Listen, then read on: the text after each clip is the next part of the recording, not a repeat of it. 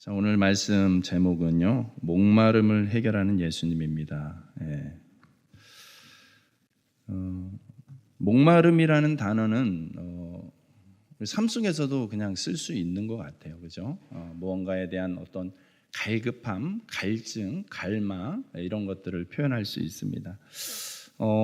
오늘 본문 우리가 읽었던 본문은 실질적인 어떤 목마름을 얘기하는 사건으로 이야기하지만 그 안에 담겨져 있는 것은 그러한 맥락으로 우리가 같이 이해할 수 있습니다. 오전에 제가 설명드렸듯이 예수님의 사역의 어떤 이동 경로, 행적은 남쪽 유대 지역, 북쪽 갈릴리 지역 이렇게 왔다 갔다 주로 하시는데 가운데가 이제 사마리아 땅이 있기 때문에 거길 피해서 정통 유대인들은 거길 피해서 이렇게 돌아서 다녔습니다. 돌아서 다녔는데 오늘 본문은 특이사항이 그거예요. 유대를 떠나서 다시 갈릴리로 가실새 사마리아를 통과하여야 하겠는지라. 이 말은 뭐냐면 평소에는 사마리아를 돌아갔는데 이번에는 거기를 좀 가야 되겠다. 의도성을 담고 있는 거예요. 예수님이 일부러 가셨다는 것이죠. 그래서 사마리아에 있는 수가라는 동네에 가셨어요. 거기에 우물가가 있어요. 야곱의 우물이라고 하는데 야곱의 우물이 되게 많은 것 같아요. 제가 있었던 터키에도 야곱의 우물이라고 해가지고 이렇게 그 남동부 지역을 가니까는 있더라고요. 그 야곱의 우물의 흔적이 많이 있는데 그 중에 하나 이 수가성에 있는 여기에 이제 도달한 시간을 6절에 이렇게 이야기합니다. 때가 6시쯤 되었더라. 때가 6시쯤. 그러니까는 히브리식의 시간으로 6시면 우리식으로 정오예요, 정오. 그러니까 한낮이에요, 한낮. 그러니까 아주 뜨거운 시간. 햇빛이 아주 뜨거워서 왜 그런 거 우리가 보셨잖아요. 걸어서 세계 속으로 보시면은 우리랑 기후, 지형이 너무 달라가지고 그렇죠? 지중해 지역에는 낮잠 자는 게 일반적인 문화잖아요. 우리는 낮잠 자면 어떻게 됩니까? 게을러 터진 놈이죠. 우리랑 문화가 달라요. 거기는 너무 뜨거우니까는 낮잠을 자지 않으면 건강한 생활 유지가 안 되기 때문에 그런 문화가 아예 이제 전통적으로 있는 것이죠.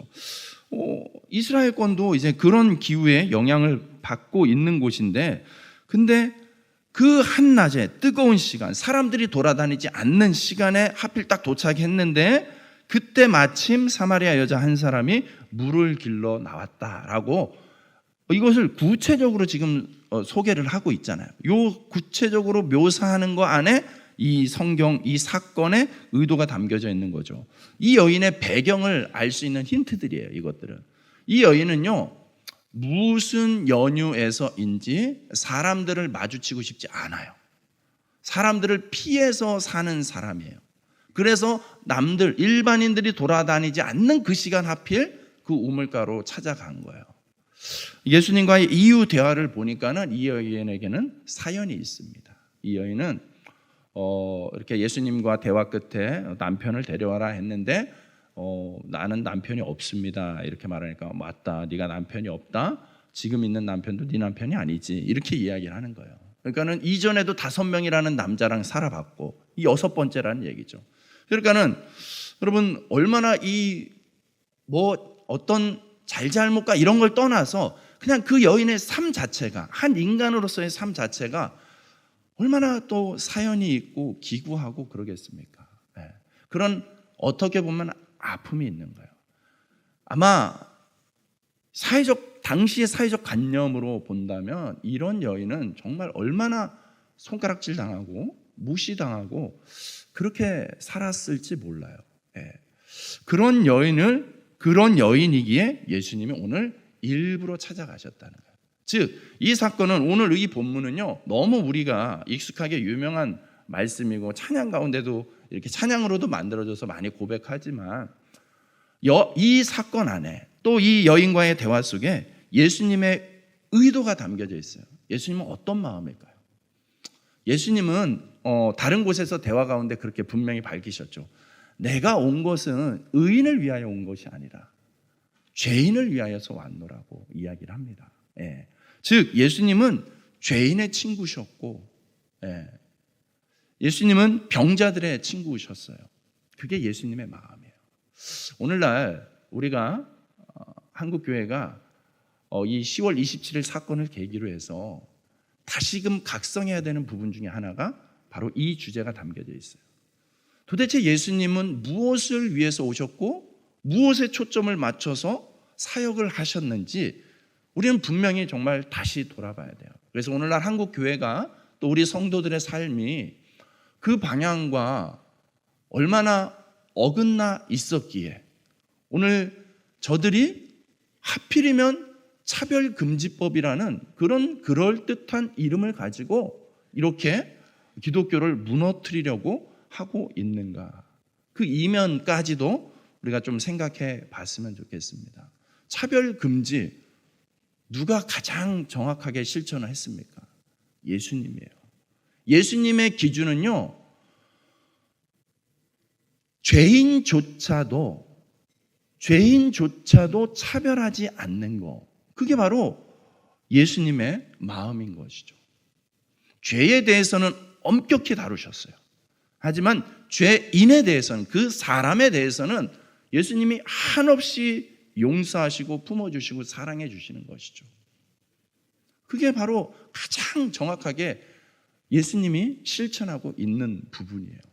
그런데 성경과 반대되는 어떤 악을 조장하는 일들을 하면서 하필 차별금지법이라는 이름을 쓰고 있는 오늘날 이 현실은 분명히 우리 한국교회가 분명히 경고성으로 받아들여야 돼요.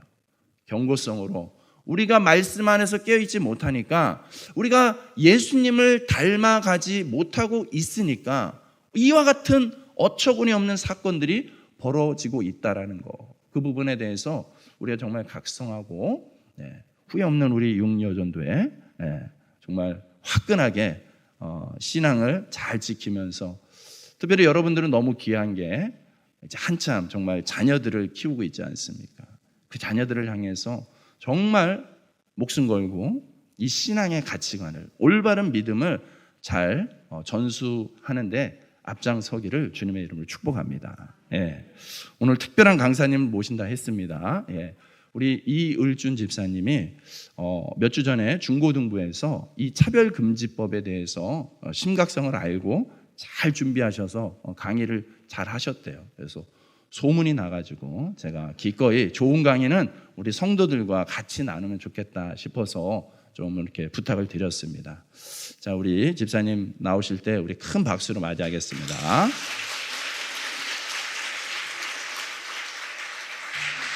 자, 올라오시죠.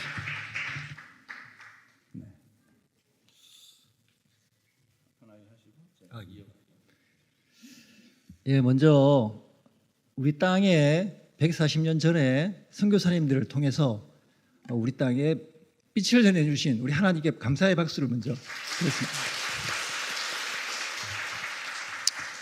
하나님이 주신 우리의 이 복음의 자유를 우리가 계속 지켜갈 수 있으면 정말 좋겠습니다. 방송실 영상 보여주시 PPT 좀 진행시켜 주시기 바랍니다.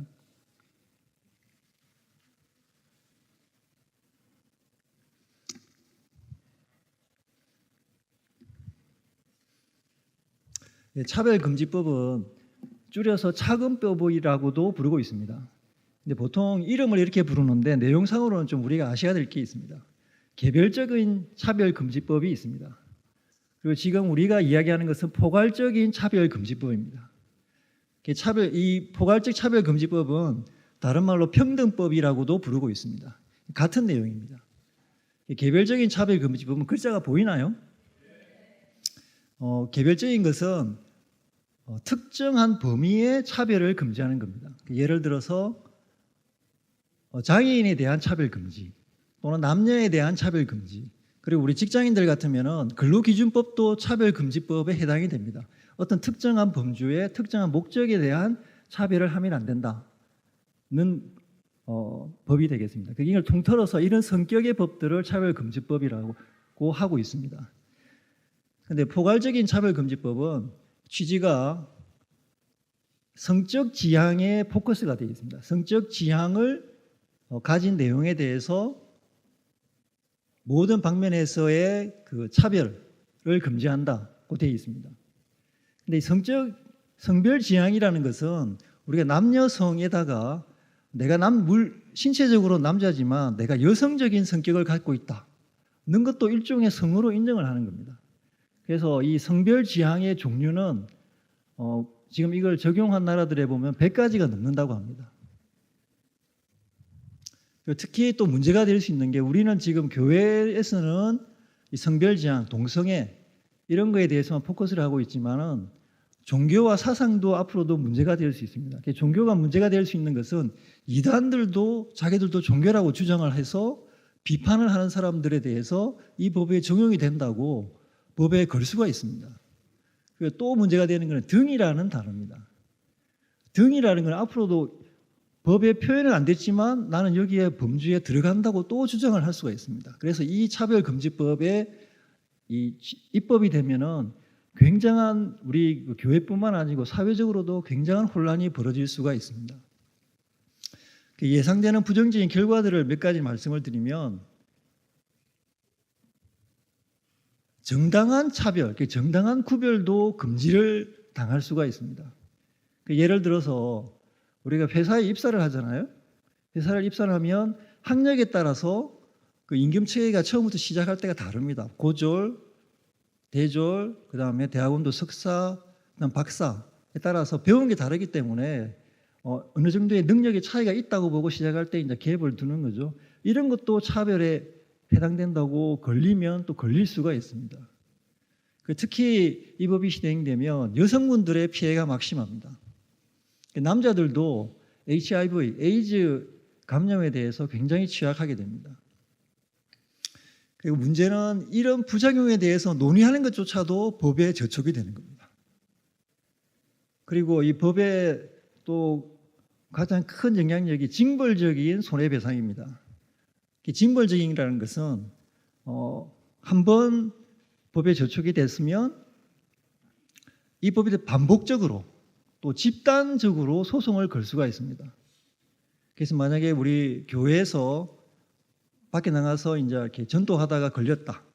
우리 내용을 알잖아요. 그런 차별금지법에 해당이 되는데 걸렸을 때 집단적으로 소송을 걸면 거기에 대해서 다 배상을 해줘야 되는 굉장히 좀 무시무시한 법이 됩니다. 우리나라에서는 성교육을 학교에서 벌써 교육을 하고 있습니다. 특히 이제 보건 과목을 통해서 교육을 하고 있는데요. 섹슈얼리티라고 해서 성에 관한 것에 대해서는 학교에서도 유치원부터 가르치도록 지금 법제화가 되어 있습니다. 그리고 중학교에서는 청소년들이 에이즈에 걸리는 주 감염이 동성간이거든요. 여기에 대해서 언급을 하지 않도록 에이즈는 치료만 잘 받으면 나을 수 있다고 교과서에서 가르치고 있습니다. 그리고 양성평등 대신에 성평등이라고 해가지고 벌써 이 성별지향의 개념이 들어와 있습니다. 그리고 고등학교 교과서에서는 우리 경상도 쪽은 그래도 괜찮은데 그 진보 쪽 교육감들이 관할하는 그런 쪽의 교과서 쪽에서는 동성애하는 장면을 그림으로 교과서에 들어가 있습니다. 거의 뭐 포르노 수준으로. 그래서 이거를 본 학생들이 집에 와가지고 엄마 아버지 보고 가까이 오지 말라고. 왜냐하면 학교에서 그 그림을 봐놓으니까 충격을 받은 거예요. 자기가 그렇게 태어났다고 생각을 하기 때문에 엄마 아빠 내 옆에 오지 말라고 막 멀리하는 거예요. 그리고 뭐 고등학교에서도 낙태권까지도 인간의 권리라고 가르치고 교과서에 들어 있습니다. 이 그래프는 11년부터 해서 19년까지 약 10년 동안에 제일 위에 있는 그래프는 해외에서의 그 HIV 감염자의 숫자의 변동입니다. 줄어들고 있습니다. 해외는. 근데 빨간 선은 국내입니다. 국내는 늘어나고 있습니다. 우리나라의 경우를 보면 95년에는 100명 수준이었다가 19년에는 1000명이 넘었습니다. 현재도 보면 1000명 수준에서 계속 감염자가 유지가 되고 있습니다. 특히 문제가 심한 것은 10대와 20대입니다. 2000년도부터 해서 16년도까지에 거의 600%, 6배 이상의 폭증을 했습니다. 그래서 이런 그 HIV에 대해서는 우리나라에서 이런 환자에 대한 치료약은 무상으로 지급을 하고 있습니다. 인당 약 한 900만 원 정도, 1000만 원 정도 연간 드는데 이거를 무상으로 지급을 하고 있고, 근데 이 HIV 감염된 환자의 약 90%는 남성입니다.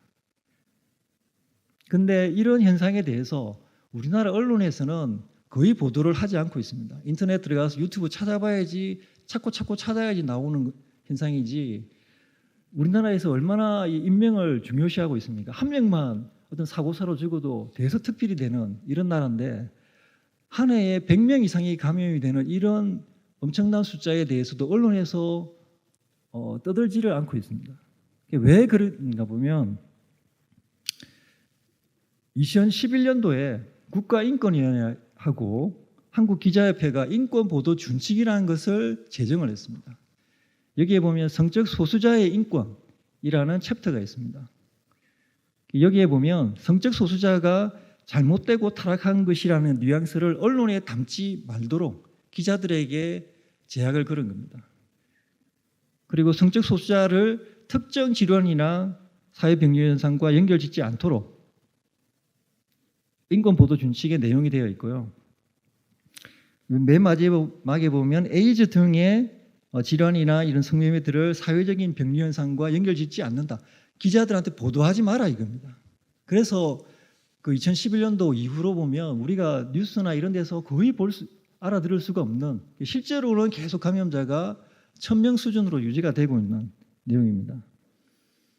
그 예를 보면은 남자 에이즈 환자는 남자 간의 동성애로 인해서 발생한 것들이 통계적으로도 60%에서 약 80% 수준이 되고 있습니다. 그리고 남성 동성애자들은 항문암에 남자의 항문으로 관계를 하기 때문에 이게 일반인에 비해서 항문암에 걸릴 확률이 약 17배나 많습니다.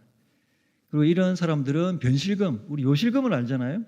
변실금도 있습니다. 변실금에 걸릴 확률이 굉장히 많이 노출되고 있고요. 그리고 곤지름은 성기에 생기는 사막입니다. 여기에 대해서도 발병할 확률이 굉장히 높습니다. 그리고 국가인권위원회에서 이런 권고사항이, 지금까지는 권고사항입니다. 법률적인 제재가 아니고 단지 권고만 했는데도 현재 우리나라에 벌어지고 있는 일들이, 이런 것들이 생기고 있습니다. 총신대 이상원 교수가 19년도에 남성 간의 성행위를 하는 경우에 대해서 수업 시간에 설명을 했는데 이 건으로 해서 학교에서 해임이 됐습니다. 그래서 소송이 걸고 이렇게 해가지고 결국 마지막은 교육부에서 정직 1개월로 판정이 됐고요. 그 동성애 영화 상영을 하겠다고 숭실대에 신고를 받았을 때 숭실대에서 불허했거든요. 여기에 대해서 국가인권위에서 불허하지 마라, 상영하도록 해라고 또 권고를 한 겁니다. 그리고 한동대에서도 이 동성애 옹호하는 집회를 하지 말도록 학교에서 금지를 했는데 금지하지 말도록 또 철회하도록 국가인권위에서 또 권고를 했고요. 숭실대에서도 기독교인을 지금, 숭실대는 크리스찬 학교잖아요. 그래서 기독교인만 이렇게 학교 직원으로 뽑고 있는데 임용 조건을 수정을 하라고 국가인권위에서 제안을 한 겁니다. 그리고 이 2021년도에 서울시장 뽑을 때 안철수 국회의원이 그때 출마를 했었는데 그때 출마를 하면서 퀴어 축제에 대해서 퀴어 축제를 거부할 권리가 서울 시민들한테 있다. 이거를 그때 출마 의사를 표시하면서 언급을 했더니 국가인권위에서 이 발언이 혐오 표현이다. 고 지적을 한 겁니다.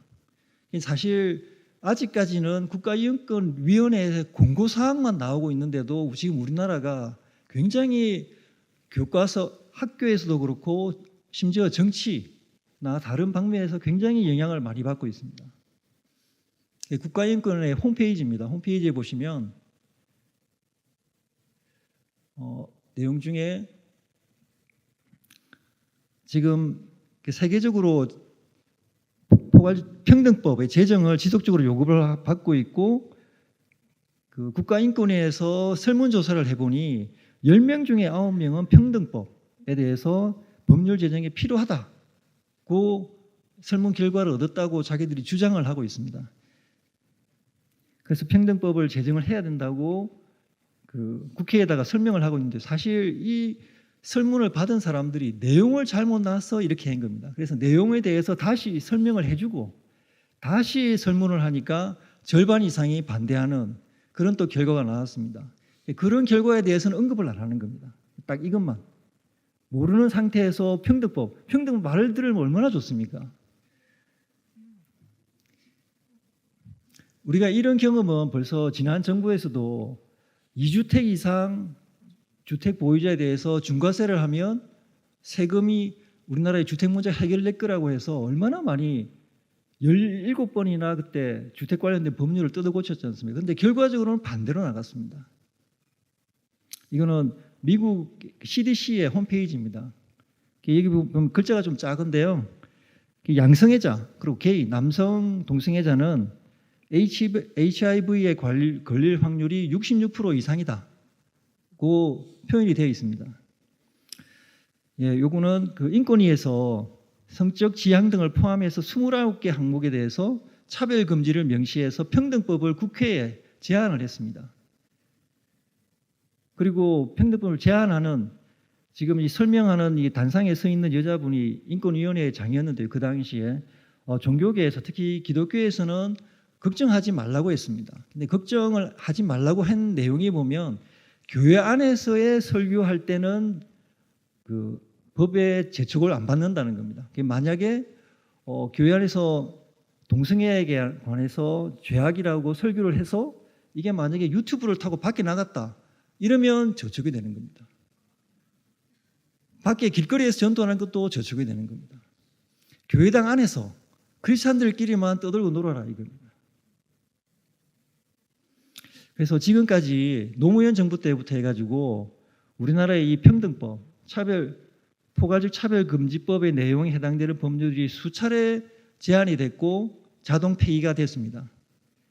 그런데 이 부분들에 대해서 우리가 이런 법률을 제안하는 것은 정의당이나 민주당만 할 거라고 생각을 하는데 국민의힘도 마찬가지입니다. 국민의힘 의원들도 지난번 회기 때 처음 발의를 했던 적이 있었습니다.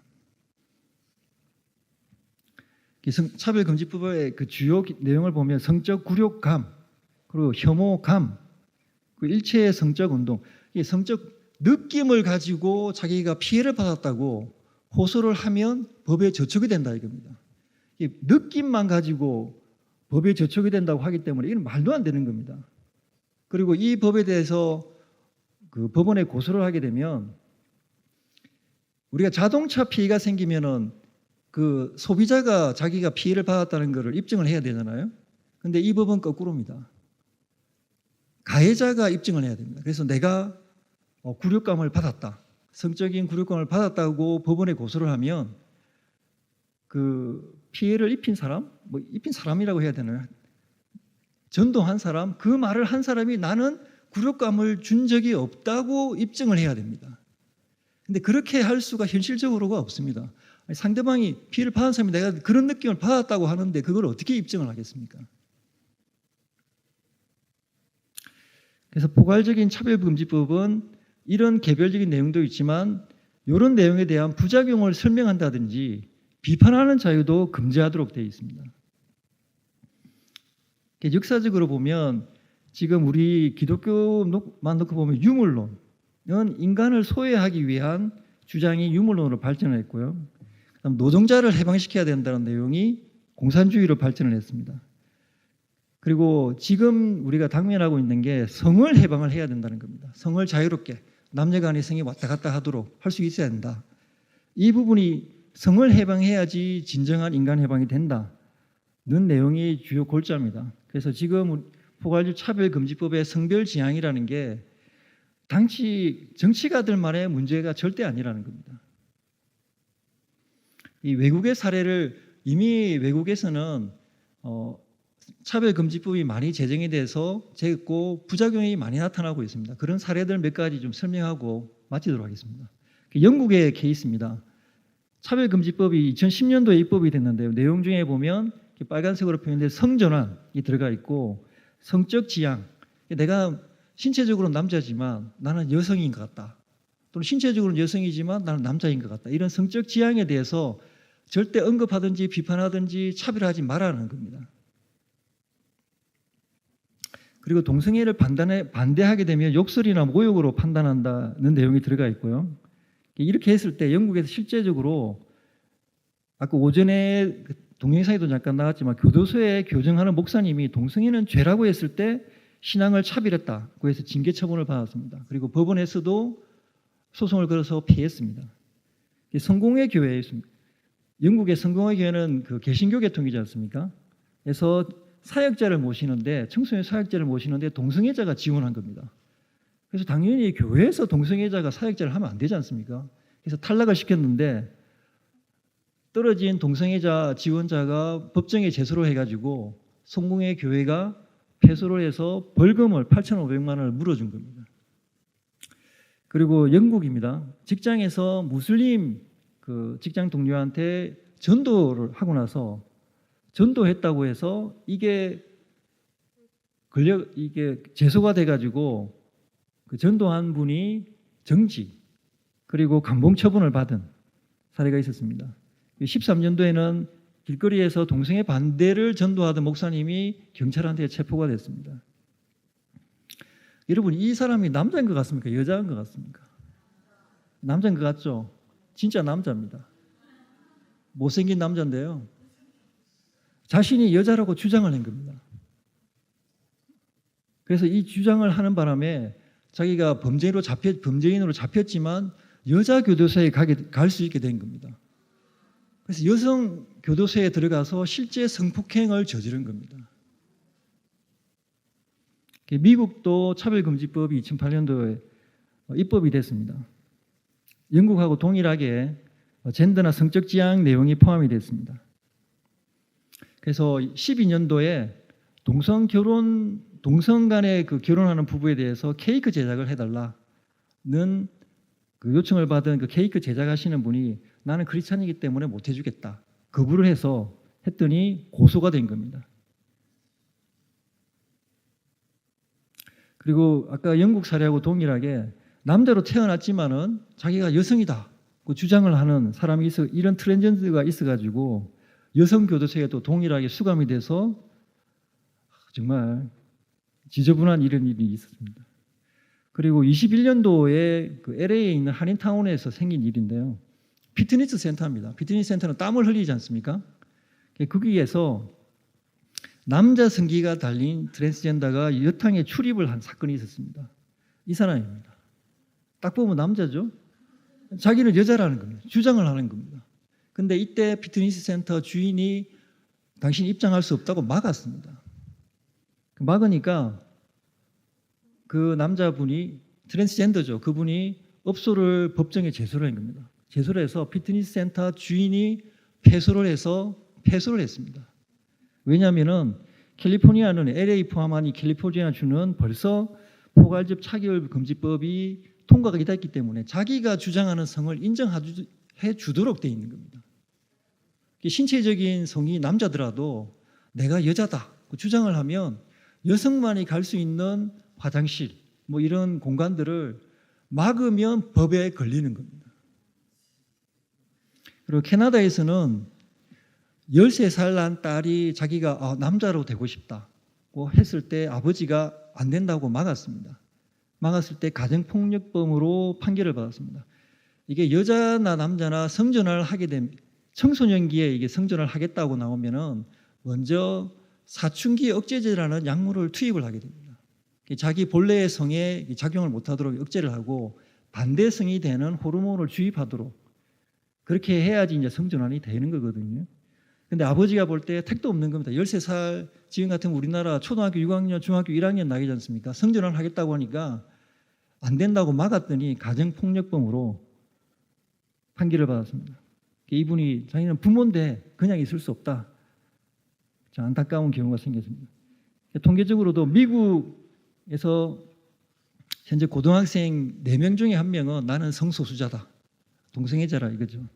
그 주장을 하고 있고 영국에서도 성전환 지금 건수가 10년 동안에 약 30배 이상 증가를 했고요. 성전환 수술한 사람들은 자살률도 굉장히 높아집니다. 우리나라도 만약에 이 법이 입법이 되고 행정부에서 대통령이 재가를 해버리면 일단 논의나 금정 비판 이런 그 성별 지향 같은 이 차근법에 포함된 내용에 대해서는 비판을 못하는 겁니다. 우리나라가 대통령에 대해서도 마음 놓고 비판을 하잖아요. 윤통이 어떻다 뭐 어떻다 막 비판을 하는 나라인데 성별 지향에 대해서 비판했다 하면 법에 걸리는 겁니다. 말도 안 되는 겁니다. 그래서 모든 공권력은 어쩔 수 없이 이제 법에 따라가야 되기 때문에 사법부터 해서 행정 부분들을 다 따라가게 될 겁니다. 그리고 성경적 가치관을 가진 교사들 또 직장인들도 해고될 수가 있습니다. 그리고 남자들이 병력을 기피하는 수단으로도 활용될 수가 있습니다. 그리고 아이들도 심대한 타격이 분명히 예상이 됩니다. 왜냐하면 지금 현재 남성 동성애자들이 성인이 되고 나서 어렸을 때부터 동성애를 하다가 이제 성인이 되고 나서 내가 어릴 때 내가 지금 이렇게 동성애로 인해서 피해가 정말 있는 것을 누구라도 한 명이라도 나한테 설명해 주는 사람이 없었다는 이야기를 하는 애들이 많습니다. 근데 이게 법적으로 완전히 차단되기 때문에 이런 현상들이 굉장히 늘어나게 될 수 있는 겁니다. 다른 나라 사례를 참고해서 또 우리나라에 보면요. 유치원 때부터 해서 동성애하고 성전환이 정상이라고 가르치게 되는 겁니다. 그 예를 좀 지났는데요. 영국의 예인데 남자 왕자가 남자 하인한테 청혼하는 연애 편지를 직접 쓰도록 하는 수업을 강제로 하도록 6살 난 아이한테 말도 안 되는 일을 하고 있는 겁니다. 그리고 이 스웨덴 케이스인데요. 자녀가 성전환을 하겠다고 했을 때 부모가 반대를 했더니 양육권을 박탈한 겁니다. 그리고 자녀들을 빼앗아 가지고 다른 가정에 입양을 보낸 겁니다. 종교의 자유는 당연히 침해가 되는 거고요. 학문의 자유도 침해가 됩니다. 교실에서도 동성애 유전에 대해서 여러 가지 이론과 학설이 있다. 강의하니까 재임용에서 탈락이 된 겁니다. 그리고 트랜스젠더가 여탕에 출입 가능하게 되고요. 그리고 또 우리 파리 올림픽에도 있었지만 남성이었던 사람이 여성 스포츠 경기에 출전해서 경기가 불공정하게 진행될 수가 있고 여자 화장실에서 성폭행이 증가할 수 있고요. 그래서 이런 포괄적 차별금지법, 평등법, 이런 젠더 이데올로기를 막으려면 지금 세계적으로 딱 한 개의 사례가 있습니다. 페루에서 150만 명의 일반 시민들이 모여서 이런 법률, 이런 인권을 가장한 성적인 타락에 대해서 절대 안 된다. 내 아이에 대해서는 절대 건드릴 수 없다. 내 아이 건들지 마라. 딱 이 구호로 해서 시위를 했습니다. 시위, 집회 이런 강력한 의지를 표현해서 페루에서는 이 법이 폐기가 됐습니다. 우리나라도 이번 10월 27일 날 한국교회 연합예배가 서울에서 진행이 됩니다. 이게 이제 아마 시작이 될 걸로 예상이 됩니다. 그래서 여러분, 우리 교회뿐만 아니고 우리 일반인들도 몰라서 그렇지 종교나 사상에 걸리면 이 법이 이런 문구가 포함이 되면 공산주의에 대해서 비판하는 것도 우리가 차별 금지로 해서 걸릴 수가 있습니다. 이단에 대해서도 비판하면 차별 금지로 걸릴 수가 있고 굉장히 사회적으로 피해가 막심한 그런 악법입니다. 이런 부분에 대해서 우리가 막아야 됩니다. 그런데 혹시라도 그러면 종교하고 성평등 문제만 빼고 성별 지향만 빼고 차별금지법을 입법을 하는 것은 괜찮지 않느냐? 절대 안 됩니다. 왜냐하면 법이란 것은 한번 입법이 되고 나면 제정하는 게 어렵지 개정하는 것은 너무 쉽습니다. 거기다가 한 글자만 넣으면 끝나는 겁니다. 그래서 제정하는 것 자체도 막아야 됩니다. 네, 이상입니다.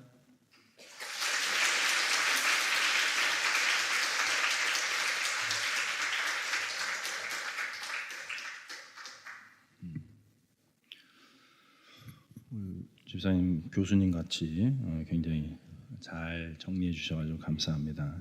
아마 이거 강의 준비하시느라고 관련되는 영상을 많이 찾아보시고 일일이 하나씩 캡처를 해가지고 준비하셨다고요. 굉장히 귀한 자료라고 생각이 되어지고 그렇죠. 우리가 그냥 막연히 생각하면 우리 지금 이야기 들으면서도 제 뒤에 누구인지 몰라도 계속 혀를 차시던데 어처구니가 없다는 거죠. 말도 안 된다는 거죠. 근데 말도 안 되는 게 현실이 되고 있는 게 이 현실이에요.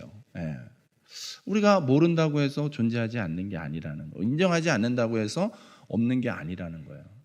그래서 이제는 이번 기회를 통해서 이런 부분에 대해서 이 안타깝고 이 말도 안 되는 이런 상황들에 대해서 조금은 더 관심을 갖고 인지하고 특별히 행동하는 믿음으로 보여줘야 될 것 같습니다. 그래서 많은 서울에서 10월 27일 날 모인다는 게 실은 굉장히 많은 어려움이 있습니다. 특별히 지방에 있는 교회들 입장에서는 많은 어려움이 있지만 그럼에도 불구하고 그렇게 날을 정하고 뜻을 정하고 행동하는 신앙으로 좀 이렇게 도전하고 있는 것은 그만큼 사안이 심각하다는 거예요. 심각하다는 것이고 우리에게 시간이 그렇게 많지는 않다라는 거예요. 예. 이게 한번 지금 계속 강조하신 것처럼 법이 제정이 돼버리면은 그거를 이렇게 바꾸는 건 수월한 거예요. 그러기 위해서 이들이 계속해서 그 제정을 위해서 아주 집요하게 철저하게 준비를 하고 있어요. 여러분 얼마 전에 몇 주 전이죠. 지난달이었나? 우리 지금 한참 청문회 하고 있어요. 청문회에서 국가인권위원장을 새로 안창호 씨라는 분으로 새로 이제 세우는 과정 중에 이렇게 국회의원들이 질의하는 그 어떤 그 의도가 다분히 보이지 않습니까? 이분이 독실한 크리스찬이라는 걸 알고 그걸 아주 집요하게 드러내요. 그래서 화면에 비춰지는 모습은 뭡니까? 기독교인으로 독실하되 그러면 일반적이지 않은 거 아니야? 저런 사람이 어떻게 이런 일들을 정상적으로 편협되지 않게 할 수 있을까? 라는 식의 프레임으로 자꾸 공격을 하는 거예요. 그래서 그걸 보는 많은 일반 국민들 입장에서는 역시 기독교인들은 마치 이제 꼴통인 것처럼 아주 그냥 자기들밖에 모르는 것처럼 그렇게 비춰지도록 하고 있는 게 이 세상에 지금 너무나 당연시되는 프레임이에요. 예.